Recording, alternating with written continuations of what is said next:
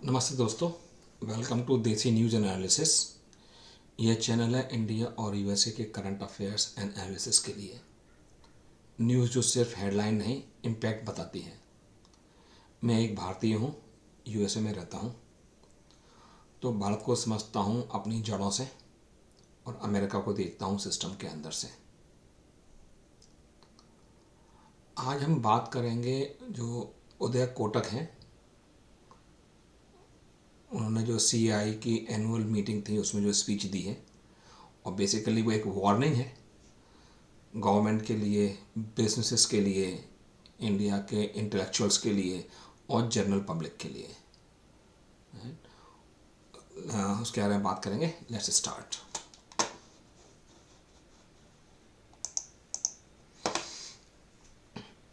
सो जो स्पीच है वो उदय कोटक ने दी थी। CII annual business summit 2026 on May 12, 26। और उन्होंने इंडिया के बिजनेसेस, गवर्नमेंट, जनरल पब्लिक को कहा कि एक बहुत बड़ी मुसीबत के लिए तैयार रहिए और एक स्ट्रेटेजिक पैरानोया का माइंडसेट बनाइए। मीन्स हमेशा तैयार रहिए, कभी भी कुछ हो सकता है। और ये उन्होंने ये जो कमेंट दिया है वो उन्होंने कमेंट दिया है जबकि भारत के प्रधानमंत्री नरेंद्र मोदी ने एक फ्यूल और उसका कंजम्पशन को मैनेज करने के लिए कहा था। जस्ट आपकी जानकारी के लिए, उदय कोटक कौन है? उदय कोटक हैं कोटक महिंद्रा बैंक, जिन्होंने स्टार्ट की, शुरू की, और वो आज की तारीख में इसके डायरेक्टर हैं। राइट, सो वो समझते हैं इकोनॉमी को अंदर बाहर से और कैसे बिजनेसेस, इस सिस्टम, इकोनॉमी काम करता है। उनकी जो स्पीच थी, जो भाषण था, उसमें एक बहुत बड़ा बात कही उन्होंने कि दुनिया बदल रही है, वर्ल्ड ऑर्डर चेंज हो रहा है। After second world war western powers ने, अमेरिका एंड यूरोपियन पावर्स ने एक चीज़ बनाई, रूल बेस्ड सिस्टम। उन्होंने कहा वो जा रहा है और एक नया आ रहा है जिसकी लाठी उसकी भैंस, माइट इज राइट। राइट, और बेसिकली एक ट्राइबल टाइप, एक कबीला स्टाइल में, जस्ट मैंने कब्जा कर लिया, वो मेरा है। Raw power matters more than the globalization and independency. Strategic assets and access to resources, कि किसके पास कोयला है, किसके पास तेल है, किसके पास लोहा है, वो बहुत इंपॉर्टेंट है देन द आइडियोलॉजी। और कंट्रीज़ का जो इंटरेस्ट है वो पहले आता है, वो फर्स्ट है, फ्रॉम और एनी फॉर्म ऑफ जस्टिस। जो प्रटेंड करते हैं लोग कि जस्टिस, न्याय, नहीं, पहले जो कंट्री, और वो प्रटेंशन भी नहीं है, हमारी कंट्री का ये इंटरेस्ट है, हम इसको पहले परस्यू करेंगे। उन्होंने कुछ फ्रेज यूज़ किए थे अपनी स्पीच में, जैसे whoever wins the war keeps the spoils, right. जैसे जैसे इस्लाम में बोलते हैं माले गनीमत, जिसने जंग जीती सब कुछ उसी का है। Prepare for Paranoia before the event, हमेशा तैयार रहिए। ये मत सोचिए कि जब कुछ हो जाएगा तो हम तैयारी करेंगे, जब आग लगेगी तो कुआं खोदेंगे, नहीं। पहले से तैयार रहिए, तैयारी आपकी होनी चाहिए पहले से। और प्रिपेयर फॉर द वर्स्ट, क्या जो सबसे बुरा हो सकता है उसके लिए हमारी तैयारी क्या है, हमेशा तैयार रहिए उसके लिए। भारत इन सब चीज़ों के लिए क्या कर सकता है? भारत को सेल्फ रिलायंट बनना है, राइट। सेल्फ सफिशिएंट नहीं, सेल्फ रिलायंट। आज की तारीख में जो भारत है वो फॉरेन कैपिटल के लिए बहुत ज़्यादा उम्मीद लगाता है, उसी से करना चाहता है, जबकि हमें अपनी जो डोमेस्टिक लॉन्ग टर्म कैपिटल है वो डेवलप करना चाहिए, जो कि आज के टाइम में बहुत ही वीक है।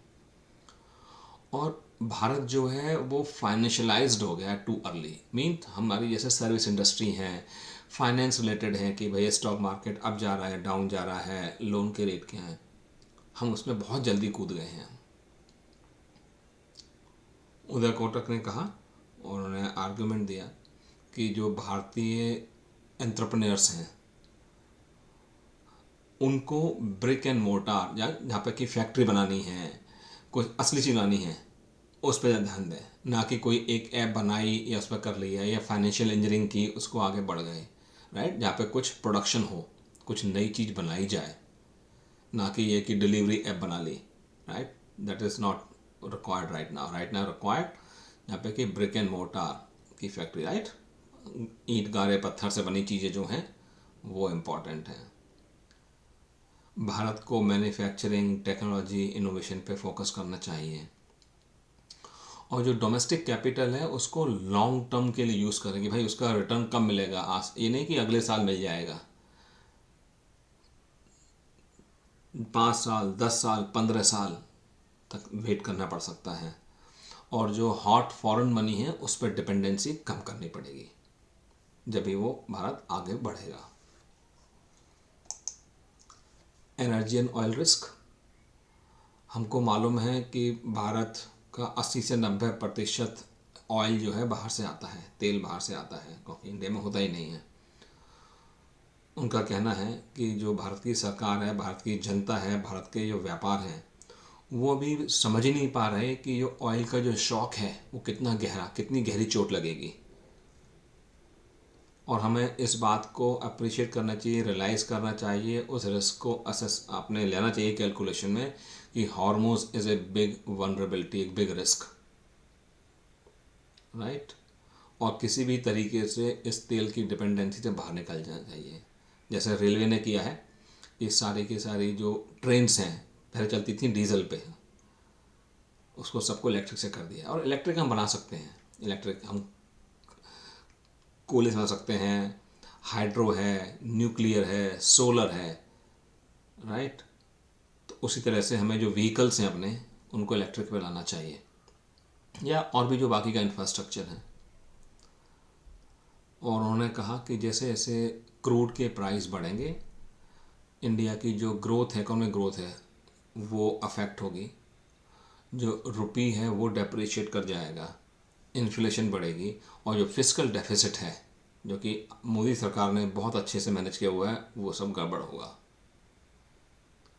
मार्केट को समझना चाहिए कि भाई second order, third order impact क्या होंगे। जैसे एलपीजी की सप्लाई कम हो गई, तो सिर्फ ये नहीं है कि अब एलपीजी का सिलेंडर नहीं मिलेगा, एलपीजी से आपका जो चलते हैं ट्रांसपोर्ट, जो फर्टिलाइज़र बनता है, राइट, यूरिया और जो दूसरी चीज़ें हैं वो नहीं बनेंगी। यदि यूरिया नहीं बनेगा तो आपके खेतों में डालने के लिए यूरिया नहीं होगा, मीन्स आपकी एग्रीकल्चर प्रोडक्टिविटी कम हो जाएगी। एग्रीकल्चर प्रोडक्टिविटी कम होगी मीन्स लोअर ग्रोथ हो जाएगी। उससे क्या क्या होगा, लोग गरीब होंगे। राइट, तो ये पूरी लंबी चेन है। हाँ, हिंदुस्तान के जो बिजनेस हैं, जो गवर्नमेंट हैं, जो इंटेलेक्चुअल्स हैं, उनको ये चीज़ समझनी होगी। Excuse me. Failure of government businesses, दूसरा एक बहुत बड़ा फेलियर है हमारे यहाँ पे जो गवर्नमेंट बिजनेस होते हैं। Government businesses means state owned enterprises और गवर्नमेंट रन कंपनीज, राइट, जैसे हम कभी बोलते हैं पब्लिक सेक्टर।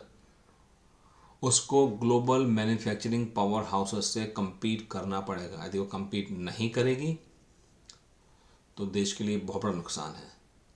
राइट, अभी तक क्या होता रहा है कि हमारे जो गवर्नमेंट के जो ब्यूरोक्रेट्स हैं, पॉलिटिशियन हैं, वो करते हैं कि ये तो यार मज़े की जगह है, यहाँ पे बस आराम करो, या किसी को कुछ फेवर देना हो कुछ करो, नहीं तो दूध देती गाय है, निकालो दूध उसका, और जब तक मर ना जाए। राइट, आप सबको मालूम है क्या होता है।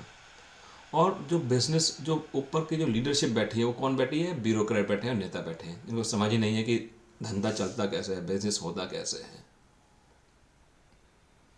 हमारे पब्लिक सेक्टर का मतलब है कि प्रॉफिट हो ना हो, कोई चीज़ बने ना बने, लेकिन सोशल वेलफेयर होना चाहिए।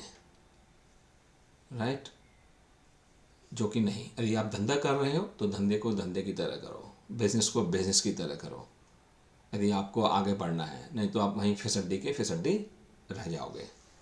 है, ये एक मैंने पिक्चर बनाई है यूजिंग एआई, जो कि मेरे ख्याल से एक इंडिया का जो पब्लिक सेक्टर है उसको डिपिक्ट करती है काफ़ी हद तक। एक बात और कही उन्होंने कि ओवर फाइनलाइजेशन, फाइनेंशियलाइजेशन। राइट।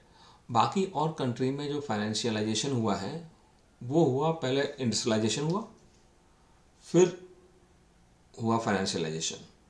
जैसे आप यूएसए, चाइना, जापान, कोरिया, यहाँ पे पहले इंडस्ट्री बनी, उसके बाद लोगों ने ध्यान दिया अरे स्टॉक मार्केट कैसा चलता है, लोन कैसा मिल रहा है, इसमें रेट ऑफ इंटरेस्ट क्या है, पर क्वार्टर ग्रोथ कितनी हो रही है। ये सब बहुत बात की बातें हैं, लेकिन हमने अभी से इन चीज़ों पर ध्यान दे रहे हैं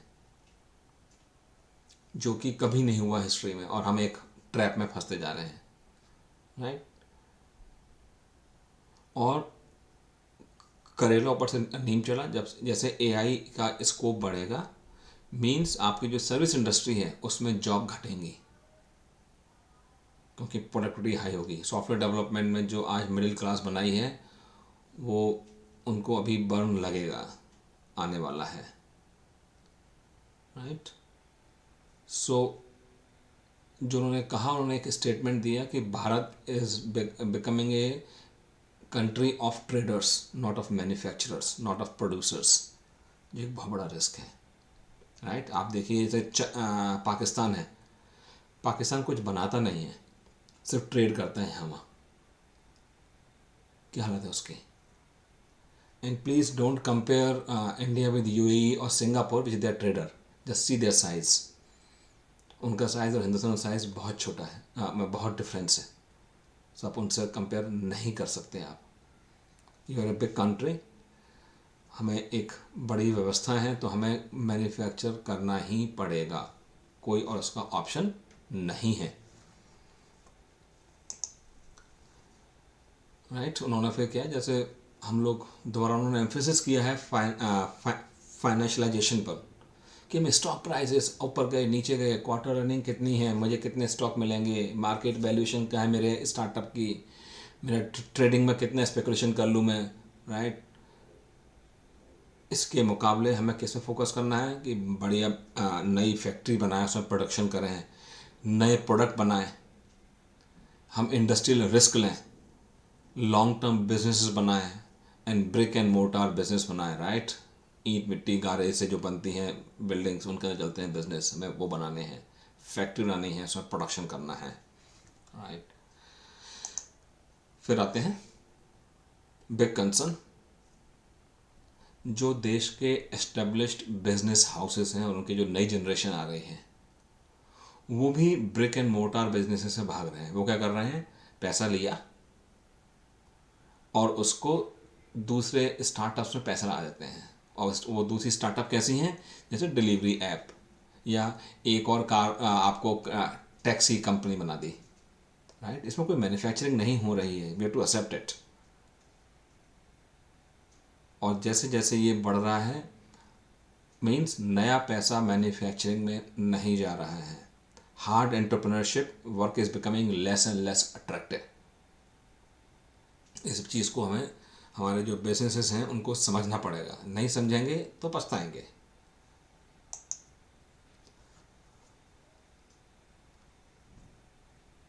जैसे अभी उन्होंने एग्जांपल दिया, okay, Kotak questions whether companies are investing profit और इनटू ग्रोथ और behaving like treasuries, investment options focused on stock market gain. जैसे आपने सुना होगा एक चश्मे की कंपनी है, स्टार्टअप है, उसका आईपीओ से पहले उसके जो वैल्यूएशन है, जितनी हिंदुस्तान की पूरी जो चश्मा इंडस्ट्री है उसका कई गुना हो गया। कभी सोचो आपको ये कैसे हुआ कि आपको ऐसी कंपनी में इन्वेस्ट करना है। It's just market manipulation, it's a financial engineering. और वो चश्मे कंपनी करती क्या है, चाइना से लेके आती है फ्रेम, ग्लास यहाँ पे फिनिश किए, लगाए और बेच दिया, कोई मैन्युफैक्चरिंग नहीं कर रही है वो, राइट। दूसरा एग्जांपल है Ola battery and Ola electric vehicle. एक आदमी ने कोशिश की और कोशिश कर रहा है वो, कोई उसके जिसने कि हिंदुस्तान के अंदर इलेक्ट्रिक व्हीकल बनाने की कोशिश की, उसने चाइना से इंपोर्ट असेंबल नहीं कर रहा, वो बना रहा है हिंदुस्तान में। बैटरी हिंदुस्तान बनाने की कोशिश कर रहा है, और आप देखेंगे उसके दुनिया भर के, चाहे वो एक्टिविस्ट हों, चाहे कोई और हो, चाहे वो left side, specially left side के, बस उसको उसकी कमी निकालने में लगे हुए हैं। उसको सपोर्ट नहीं करना चाहते। जो बैटरी बना रहा है, ऐसे कितने एस्टेब्लिश्ड बिजनेस हाउसेस हैं, बिजनेस कंपनीज हैं जिन्होंने कहा हो कि यार बहुत अच्छा काम किया हमने, बस उसको क्रिटिसाइज़ कर रहे हैं और उनका सपोर्टेड जो मीडिया उसको क्रिटिसाइज़ कर रहे हैं। कभी सोचिएगा कि वो हम लोग किस दिशा में ले जा रहे हैं अपने छोटे छोटे गेन्स के लिए देश को। मेरी इंटरप्रिटेशन है ये जो उदय कोटक ने स्पीच दी। यदि भारत को बनना है शक्तिशाली एंड प्रॉस्परस और अमीर, तो उनको फैक्ट्री बनानी होगी, बिल्डिंग्स बनानी होंगी, उसके अंदर प्रोडक्ट बनाने होंगे, हार्ड एसेट्स होंगे, not the trading of the financial assets. Physical assets and resources से इंडिपेंडेंट हासिल करनी होगी यदि आपको ताकतवर बनना है। Asset ownership is more important than financial stake, right. And Bharat must prepare for the worst. Energy shock, ये नहीं कि बस यही आगे नहीं शॉक, और भी आएंगे भविष्य में। माइट एंड राइट का जो एटीट्यूड है वो आपको हिट करेगा, आज नहीं तो कल, डायरेक्टली इनडायरेक्टली तैयार रहना पड़ेगा हमें। और हमें शॉर्ट टर्म फाइनेंशियल गेन की जगह लॉन्ग टर्म एसेट बिल्डिंग पे ध्यान देना होगा, ना कि फाइनेंशियलाइजेशन ऑफ इकोनॉमी। आज यहीं रोकते हैं। धन्यवाद दोस्तों, थैंक यू। आपको यदि वीडियो अच्छा लगे तो शेयर कीजिए, लाइक कीजिए और प्लीज़ कमेंट ज़रूर करिए। Thank you.